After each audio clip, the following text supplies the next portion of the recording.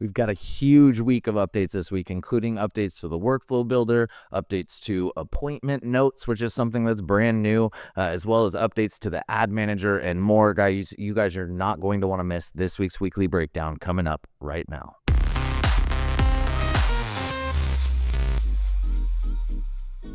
All right, guys, like I said, we got a huge week of updates this week, so I'm going to jump right in and we're going to go pretty quick through these. So pay attention. You're not going to want to miss these. The first update that we have is to the workflow builder, specifically with the find contact action. Guys, this has been a really cool action, but it's also been kind of not as useful as it could be in some ways, mainly for the lack of what they just added, which is the ability to fork logic based on whether or not a contact is found. So now when you do a find contact action inside your workflow, the first thing that it does is it forks the logic. So I'm going to go ahead and click find contact. Okay, I have to actually search for something, right? So email test@email.com.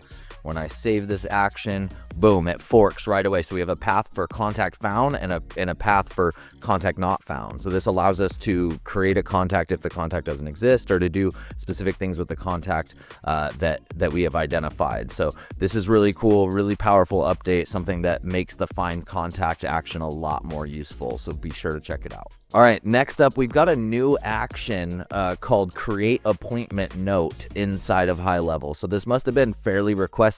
They don't typically do these brand new features without it being something that's requested pretty heavily, especially when they're working on a bunch of other stuff. So this must have been pretty heavily requested. This is the difference between adding a note to a contact and adding a note directly to an appointment. Based on what it's showing here, it almost seems like, so it says create note for a calendar appointment. It almost seems like this note will show up on the calendar event that you share with your client when they book on your calendar. So I would definitely test this out. We're going to check it out and see if that's the case. I could see us using this as a means of kind of preparing the client, right? Preparing the prospect for what to expect on the call, being able to create a note dynamically. It's something that has some of their information specifically in it, so it's not just this templated message. But obviously there are other use cases for this, or they wouldn't have added it in here. So this is a new action. Again, if you want to play around with this, just go ahead and hit the plus on actions, create appointment note, and it's right there. Now be mindful, if you do not trigger this off of an appointment, then you're going to have to provide an appointment ID. If that doesn't make sense to you, if you don't know where to find an appointment ID, that means you need to just trigger this off of an appointment action. So example, customer booked appointment, and then I can say I want to add an appointment note. Okay, so we're going to say create appointment note. All right, it says this field is mandatory if you're not using. So I didn't know if this field was going to disappear. So I could just ignore this field now because I've triggered off of a customer booking appointment. I can come in here, I can put my note in. I can also add whatever custom fields I want in here as well. This is where you can get really personalized with the notes that you're leaving inside that appointment. So check this out. Let us know if you have any use cases that I haven't talked about yet, but this is a pretty cool update we're excited about. All right, next up is an update to Conversation AI. So again, a reminder, we don't do a ton with Conversation AI because we use a separate tool called CloseBot to execute our chatbots for our mortgage clients. However, the Conversation AI bot, we do expect it at some point to be as good, if not better than CloseBot. That's just how HighLevel rolls. It might be years before that's the case, but we do expect it. CloseBot also has announced that they're starting to do some work with HubSpot, which means some of their attention is going to go away from HighLevel a little bit, which means this HighLevel has an opportunity to kind of close that gap and ultimately be like the conversation bot of HighLevel, right? So right now it is, right? It obviously is the native option, but there are other options between ZappyChat and CloseBot that people feel the need to use because HighLevel's bot is just not there. By the way, I say bot. This is a shout out to Fraser who insists that I stop saying bot and say AI agent, and I need to get better at that. It is true.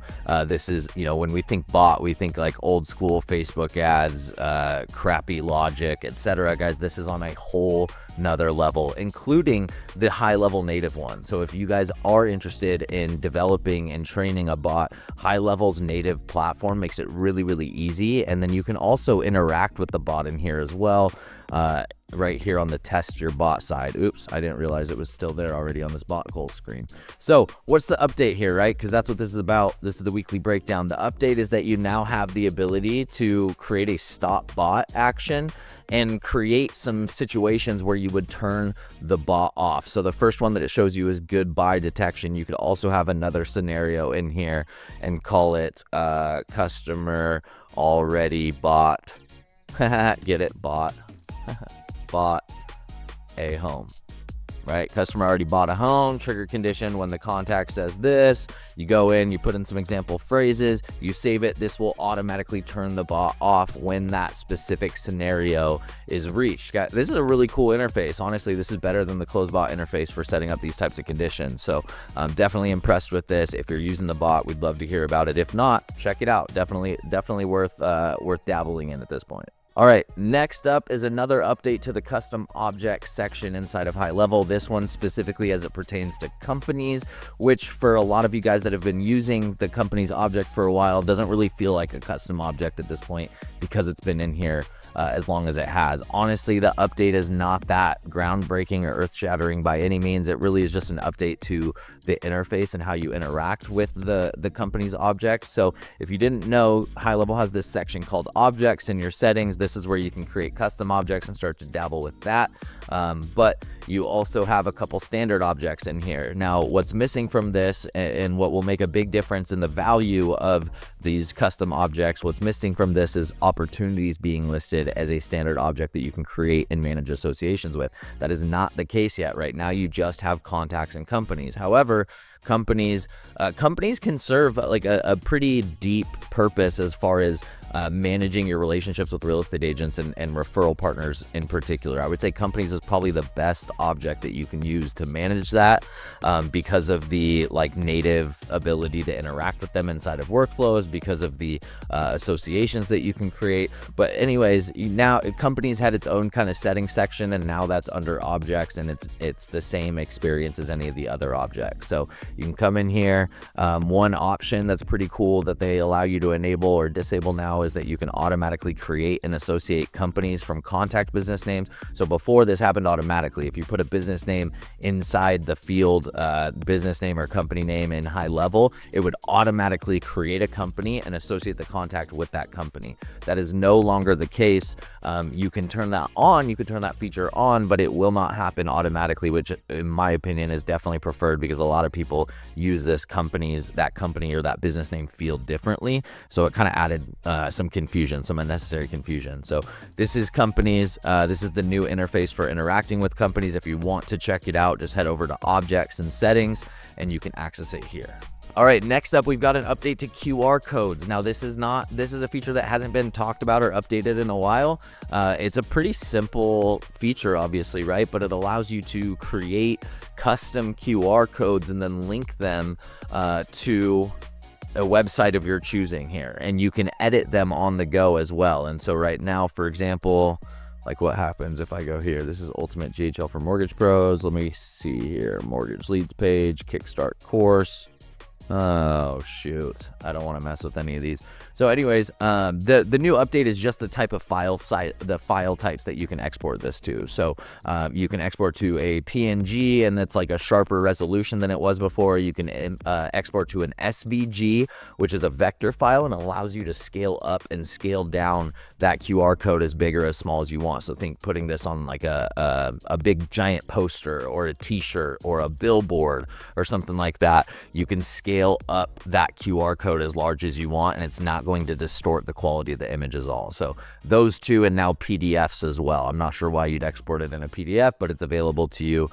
So new file types for exporting QR codes. If you haven't yet used the QR code function, that is inside of Sites, all the way at the end of the menu. You can find it there. Check it out and let me know what you think. All right, next up is an update to the Ads Manager. This is a really cool and exciting update for us. It's not yet ready, in my opinion, for us to manage our ad campaigns in here. If you didn't know, we run Google ad campaigns for loan officers across the country. We've been doing this since 2018 2017. I actually started Empower LO as a loan officer that built a system of running Google ads and managing Google ads and closing loans with Google ads for my own business. That's how Empower LO started. So if you didn't know we run Google ads, now you do. So of course we're excited that the ad manager now supports the ability to connect your Google ads account and run Google ads out of the account. There's a lot of these like unnecessary and arbitrary limitations that somebody who has experience managing Google ads would get frustrated with. But if you don't have experience managing Google ads, that's really what this platform is for. I'm sure it'll evolve over time and some of those limitations will go away just like they did on the Facebook side. But when it comes to Google ads, you now have access to the Google to be able to link up your Google ad account within the ad manager. So as of today, all Empower LO clients have access to the ad manager completely free. We have paid at the agency level to be able to do that. If you go to the ad manager page though, and you see that you have to opt in and pay, $10-20 a month or whatever, just know that if you reach out to, depending on what your agency wants to do with this, if you reach out to your agency, they may be willing to waive that cost for you. They have flexibility there. But it really depends on how they're set up. So the ad manager, definitely worth checking out at this point. Facebook ads, they've made a ton of leaps in how and bounds as far as managing Facebook ads. And now you can also link your Google ads account, which means more updates in that area are coming. All right, next up, this is a pretty cool and exciting update. I'm excited to check this out. We've got our friends over at Vonk Digital, Anthony at Vonk Digital, that we might end up working with to try and see exactly what this new plugin is all about. So basically what this is supposed to do is it's supposed to create more of a seamless integration between your WordPress site, your existing WordPress site, and your HighLevel account. One of the things that I saw in here that was kind of cool and new is the one-click email SMTP setup. So the way I understand this is that if you have a dedicated domain set up in your HighLevel account, you can now send emails that are triggered within WordPress. So think like a form submission, right? Like a contact form submission.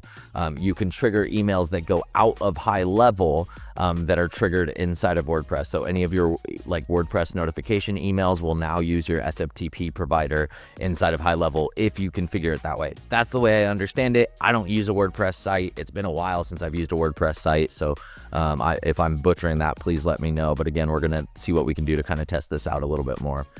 Effortless phone number and form embeds. Again, the phone number thing, I'm not 100% sure how that works. Like, what are you doing integrating your phone number with your WordPress site? I don't know, but it's worth checking out for sure. If you have a WordPress site, we've got a couple clients that we've been looking at moving over to HighLevel, like their website. Not the hosting, because you can host a WordPress site inside HighLevel, but their actual website.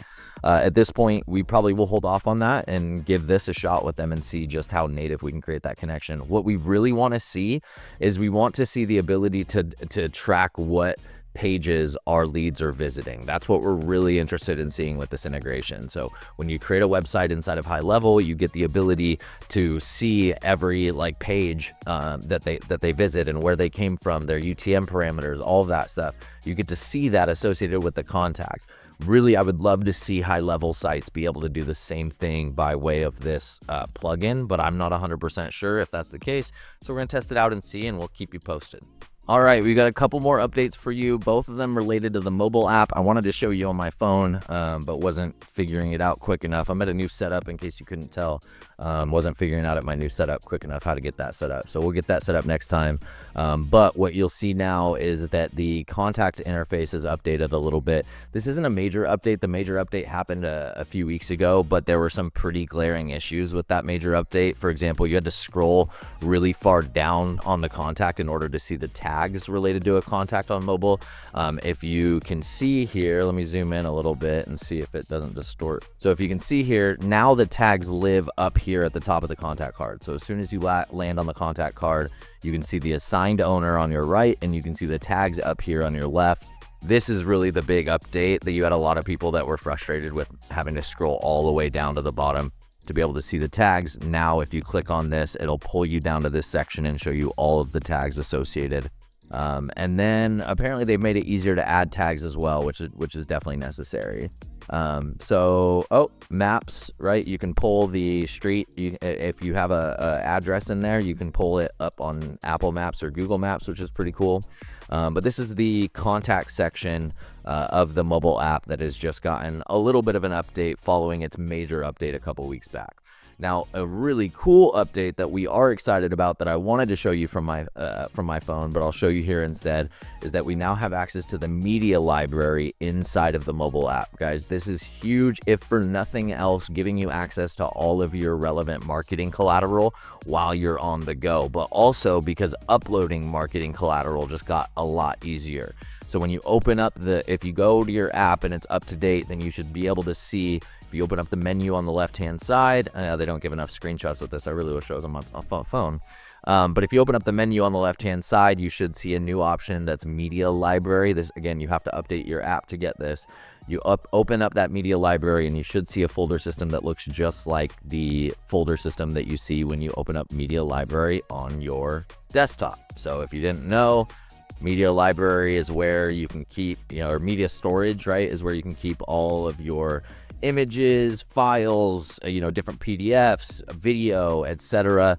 You also have a Google Drive integration here. All of that is now supported on your mobile app. So this is really cool. I'm excited. Like, it's one of those things where I think it's going to be used a ton. It's hard to put my finger on exactly like where this is going to save us time or whatever. But I have a feeling it's going to be something that just becomes very native feeling over the next couple months. So check out that media library. If you haven't already checked it out on desktop, definitely check it out there. But if you have, then check it out on your phone. This is a huge update. All right, guys, that is it for this week's weekly breakdown. I told you we had a huge one. I definitely zoomed through those. Go back, check out the different chapter marks, the different title marks that we have set up, and go back and rewatch one that you were excited about, guys. These weekly breakdown videos aren't going to be valuable for you unless you identify things that you want to dive deeper on, and then you actually dive deeper on those things. But guys, thank you so much for watching these weekly breakdown videos. I really appreciate it. Subscribe if you haven't already. Again, thank you so much for watching. We'll see you next time, and we'll see you at the top.